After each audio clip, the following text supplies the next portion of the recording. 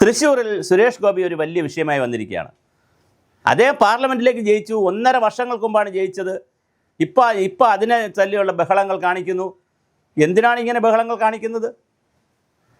അദ്ദേഹം അവിടെ വന്നു. ഇപ്പോൾ അദ്ദേഹം കോതമംഗലത്ത് പോയി, ഛത്തീസ്ഗഡിലുണ്ട്, അറസ്റ്റ് ചെയ്യപ്പെട്ട കന്യാസ്ത്രീയുടെ വീട്ടിൽ പോയിരിക്കുന്നു. അവരെ മാതാപിതാക്കളെ കാണുന്നു, അവർ സ്വീകരിക്കുന്നു. അവിടെ എല്ലാം ഇങ്ങനെ കുത്തിത്തിരിച്ച് നമ്മുടെ ചാനലുകളെല്ലാം പോയി എന്തെങ്കിലും അദ്ദേഹത്തിൻ്റെ വായിൽ നിന്ന് വീഴണമെന്ന് പറഞ്ഞിരിക്കുകയാണ്.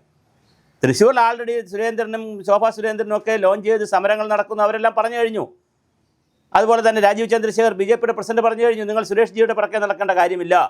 യഥാർത്ഥത്തിൽ അവിടെ 10,000, 10,000, 20,000 വോട്ട് കൊണ്ടാണോ സുരേഷ് ഗോപി ജയിച്ചിരിക്കുന്നത്? 10,000-70,000 വോട്ട് കൊണ്ടല്ലേ?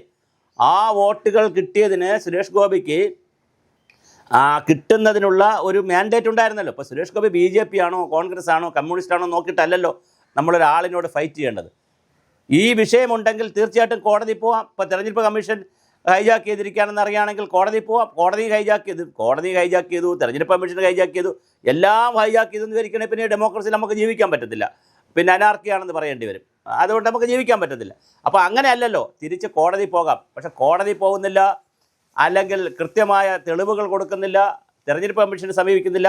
അതിന് പകരം തെരുവിൽ കിടന്ന് ഗൂണ്ടായുസം കാണിക്കുകയും തമ്മിൽ തല്ലുകയും കത്തിക്കുകയും ബഹളം ഉണ്ടാക്കുകയും ഓഫീസ് ആക്രമിക്കുകയും അങ്ങനെ അങ്ങോട്ടും ഇങ്ങോട്ടും തെരുവിലാണ് ഇപ്പോൾ ഇത് കാണിക്കുന്നത്. ഇതെന്ത് രാഷ്ട്രീയമാണെന്ന് നമുക്കറിയില്ല. എന്തായാലും സുരേഷ് ഗോപി നല്ല നിശബ്ദത്തിലാണ്, മൗനത്തിലാണ്.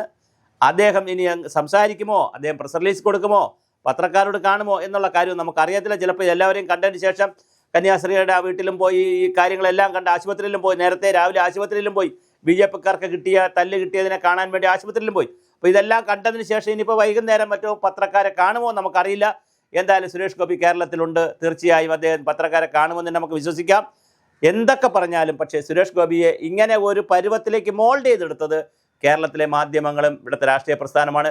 രാഷ്ട്രീയ പ്രസ്ഥാനം അത് ചെയ്തോട്ടെ, പക്ഷേ ഇവിടുത്തെ മാധ്യമങ്ങൾ ചെയ്തിട്ടുള്ള മറ്റൊരു തരത്തിലുള്ള മോൾഡിംഗ് ആണ് നടന്നത്. ഇതെല്ലാ കാലത്തും ചെയ്യുന്നതാണ്. പിണറായി വിജയനെതിരെ ചെയ്തിരുന്നു. പിണറായി വിജയനുമായിട്ട് മാധ്യമങ്ങൾ തെറ്റി.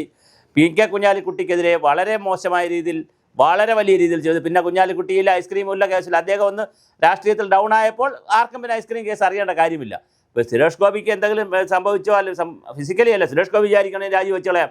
എന്തിരുന്നാൽ വോട്ടെടുപ്പ് തീർന്നു, അവിടെ കള്ളവോട്ടുമില്ല, വോട്ടേഴ്സ് ലിസ്റ്റുമില്ല, ഒന്നും വിഷയമല്ല. അപ്പോൾ സുരേഷ് ഗോപിയാണ് വിഷയം, അല്ല ഇതൊന്നുമല്ല. ഇതെല്ലാം നമ്മൾ കണ്ടുകൊണ്ടിരിക്കുകയാണ് ജനങ്ങൾ. തീർച്ചയായിട്ടും സുരേഷ് ഗോപി പത്രക്കാരോട് സംസാരിക്കട്ടെ, അദ്ദേഹത്തിന് പറയാനുള്ള അദ്ദേഹം പറയട്ടെ, പറയാതിരിക്കട്ടെ, അത് അദ്ദേഹത്തിൻ്റെ സ്വാതന്ത്ര്യമാണ്. എന്തായാലും സുരേഷ് ഗോപി തൃശ്ശൂരിൽ എത്തിയിട്ടുണ്ട്. അദ്ദേഹം വേണ്ടപ്പെട്ടവരെയെല്ലാം കണ്ടുകൊണ്ടിരിക്കുകയാണ്.